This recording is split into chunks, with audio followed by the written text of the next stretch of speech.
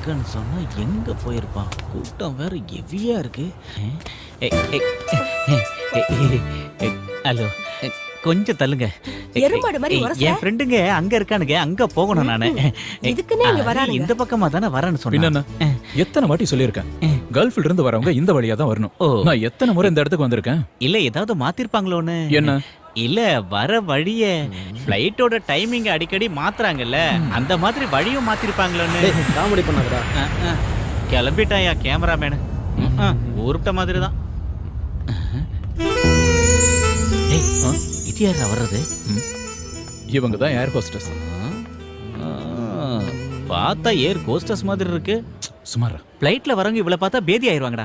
துபாயில இருந்து புறப்பட்ட ஏர்லைன்ஸ் விமானம் சற்று முன் வாடா, தரையிறங்கியது. ஃப்ளைட் வந்துருச்சு. அதுக்கு நீ எங்கடா போற? ஏய் அதான் ஃப்ளைட் வந்துருச்சுல. ஐயோ கடவுளே, அவன் செக் அவுட் எல்லாம் முடிச்சு பேக்கை கொண்டு வரதுக்கு ரொம்ப லேட் ஆகும். நீ அந்த கண்ணாடி வழியா பாத்துட்டு இரு. அவன் வருவான். அழாதீங்க. டேய் உனக்கு அறிவில்ல, பப்ளிக்ல போய் அந்த பொண்ணு போட்டோ எடுத்துட்டு இருக்க. அந்த ஆளு எதுக்கு அழுகுறான்? அவன் இந்த பொண்ணோட பக்கத்து வீட்டுக்காரன். இவளோட புருஷன் இப்ப துபாயில இருந்து வந்துட்டு இருக்கான். அதான் அந்த ஆள் வரத்துக்கே இந்த ஆள் அழுகுறான். அடே களிமண்ணு தலையா, பக்கத்து வீட்டுக்காரனா புரிஞ்சுக்க வேணாமா? உனக்கெல்லாம் கல்யாணம் ஆகி அதுக்காக என்னத்த தானா? பண்ணி. சார், அவன் ஒயிட் கலர் ஸ்கார்பியோல வந்துட்டு இருக்கான் sir. Okay Vishwa, get ready.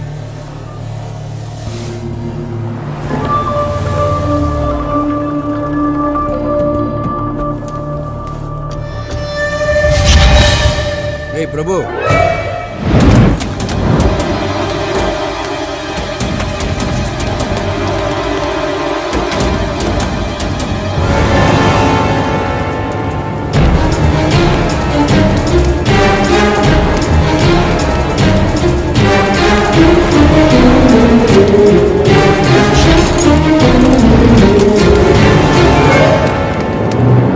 Hari வராடா. ஹாய் ஹரி. ஹாய். டேய் நான் வேகமா போய் வண்டி எடுத்துட்டு வரேன்டா. சீக்கிரம் போ. கொஞ்சம் நகருங்கம்மா. நகருங்க.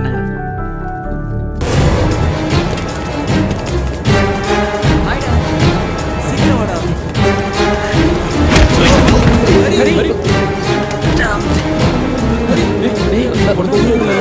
It's okay. கண்ணு முன்னு தெரியாம அவன் ஓடி வரான். அவன் ஏதோ ஃப்ராடுன்னு நினைக்கிறேன். போலீஸ்காரங்க சரி கத்துறாங்க. வா வா வா.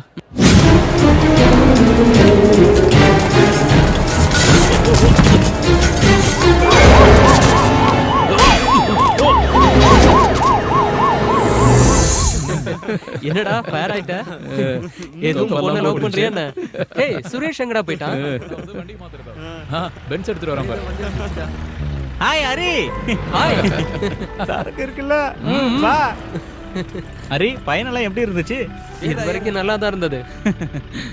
ஆனா இதுக்கப்புறம் தான் வா வா. அந்த ஆண்டவன் தான் காப்பாத்தணும்.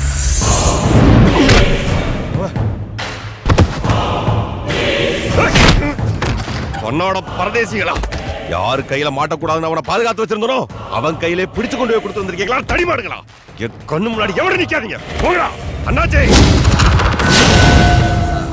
அவனுக்கு ஒன்றும் ஆகாது சாஜி. நான் கமிஷனர்கிட்டயே பேசிட்டேன். இல்ல அண்ணாச்சி, அந்த இன்ஸ்பெக்டர் சும்மா இருக்க மாட்டான். அவனுக்கு என் மேல இருக்க கோவத்தை என் தம்பி மேல காமிச்சிருப்பா. அவனுக்கு ஏதாவது ஒண்ணு ஆச்சு, நீ ஒன்றும் டென்ஷன் ஆகாத. நான் கமிஷனர்கிட்ட இன்னொரு தடவை பேசுகிறேன்.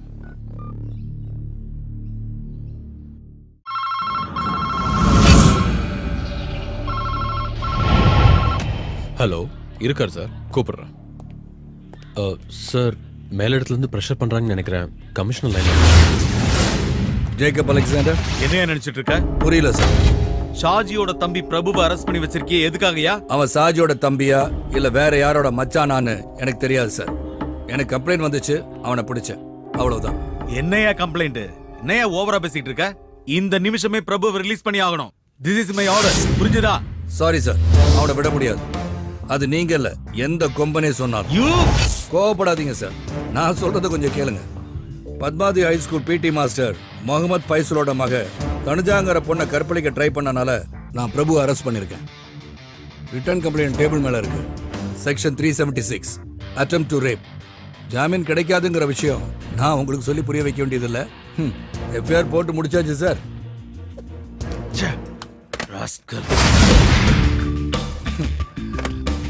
டேய் பிரபு, உன்னை காப்பாத்த உங்க அண்ணனும் இன்னும் இருக்கிற ஒரு சொந்தக்காரங்களும் ப்ரெஷர் பண்றாங்க. பட் இன்னும் கொஞ்ச காலத்துக்கு நீ சூரிய உதயத்தை பார்க்க முடியாது. சரி.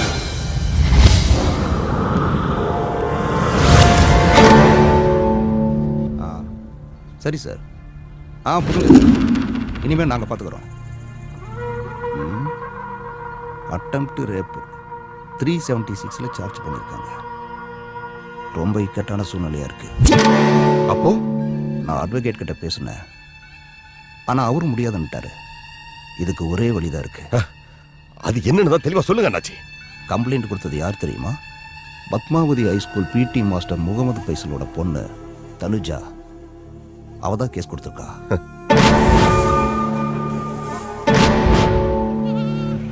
பிரேக் பிரேக் யாரோ கண்டுபிடிச்சாங்க வண்டி.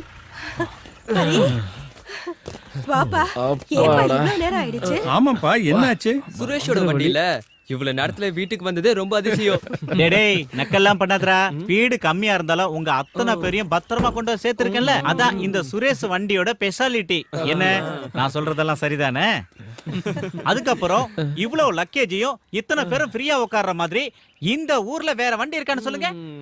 அதான் இந்த சுரேஷ் வண்டியோட ஸ்பெஷாலிட்டி. வண்டி பத்தி எங்களுக்கு நல்லாவே தெரியும். போத்து கோபா, நீ போய் அந்த பேக் எல்லாம் எடுத்துட்டு வா. சுரேஷ் வாடா. வாமா. வா. என்னப்பா இது இப்படி அழைச்சு போயிட்ட? டேய் லக்கேஜ் சீக்கிரம் வச்சிட்டு வாங்கடா, ரொம்ப டயர்டா இருக்கு, சரக்கு அடிக்க போகணும். What nonsense are you talking? நீங்க சொல்லி தானே கேஸ் ஃபைல் பண்ண. எதுக்கு இப்போ பயந்து பின்வாங்குறீங்க? மன்னிக்கணும் சார், இதுக்கு மேல வேற எதுவும் கேட்காதீங்க. கேஸை கண்டினியூ பண்ற மனநிலையில நாங்க இல்ல. அதனால தான் நானும் கேட்கிறேன். வை, எதுக்காக கேஸ் வாபஸ் வாங்குறீங்க? யாராவது மிரட்டினாங்களா? சொல்லுங்க, யாராவது உங்களை பயமுறுத்தாங்களா? உங்களை மாதிரி படிச்சவங்களே இப்படி இருக்கனால தான் டெல்லியில ஓடுற பஸ்ல கற்பழிக்கிற அளவுக்கு நம்ம நாட்டுல வக்ர புத்தி அதிகமாயிடுச்சு. என்ன காரணம்? எதுக்காக காப்பாத்த நினைக்கிறீங்க? சொல்லுங்க சார், மேற்கொண்டு எதுவும் கேட்காதீங்க. நான் எதுவும் சொல்ற மாதிரி இல்ல. எனக்கு இருக்கிறது ஒரே பொண்ணு. எனக்கு இவ உயிரோட இருக்கிறது ரொம்ப முக்கியம். ஏதோ நடக்க கூடாதெல்லாம் நடந்து போச்சு. அதுக்காக சம்பந்தப்பட்டவங்க மேல கம்ப்ளைண்ட கொடுத்து கோர்ட்டு கேஸ்னு ஏறி எங்க மானத்தை இழக்க நான் விரும்பல சார். அது நீங்க கம்ப்ளைண்ட் கொடுக்கறதுக்கு முன்னாடி யோசனை பண்ணிருக்கணும். தேடி பிடிச்சு அரெஸ்ட் பண்ண பிறகு ஒரு கோலை மாதிரி பின்வாங்குறீங்களே.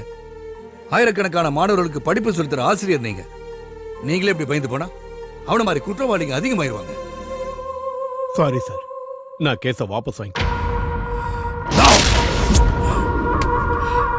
Good afternoon mister inspector. I am advocate Ravishankar. Prabhu ஜாமீன்ல எடுக்க வந்திருக்கேன். எதுக்கு வக்கீல் ஜாமீன்? என் தம்பி பேர்ல என்ன கேஸ் இருக்கு? ஒன்னும் இல்ல. இந்த இன்ஸ்பெக்டர் என்ன பழி வாங்க முடியாம என் தம்பி மேல போட்டு சோடிச்ச பொய் கேஸ். இந்த பணம் காட்டுனரி சாஜியோடையும் அவன் தம்பியோடையும் ஒரு ரோமத்தை கூட எவனும் தொட முடியாது. அப்படி ஒருத்தர் இன்னும் பிறக்கவே இல்லை. அப்படி பிறந்தாலும் நான் அழிச்சிடுவேன். ஞாபகம் வச்சிருக்கியா? உன்னை நான் இங்கிருந்து 2 தடவை டிரான்ஸ்ஃபர் பண்ணியிருக்கேன். திரும்பவும் நீ இங்கே வந்திருக்க. இன்னொரு தடவை நீங்க வந்தேன்னா இருக்கு நான் பொறுப்பேன்.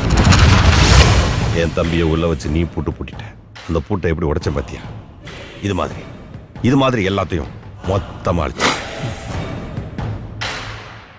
நீ என்கிட்ட விளையாடாத. நீ பல பேரை பார்த்தவன் தான். அந்த கூட்டத்தில் என்ன சேர்த்துறாத. மதம் பிடிச்ச காத்தியானடா. நசுக்க தொடங்கினா எல்லாத்தையும் நசுக்கிடுவேன். எல்லாத்தையும்.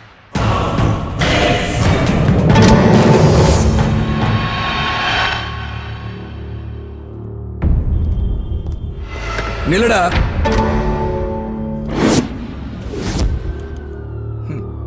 நீ அப்படியே போயிட்டா விஸ்வா, அந்த நாயை வெளியே விடு. சரிங்க சார். என் ஸ்டேஷனுக்குள்ள வந்து உன் இஷ்டத்துக்கு பேசிட்டு போயிட்டா காக்கி சட்டை போட்டு நான் இதுக்கு இங்க இருக்கேன். இதுக்கா இப்ப நீங்க வந்து ஒரு ஷோ காட்டினிய.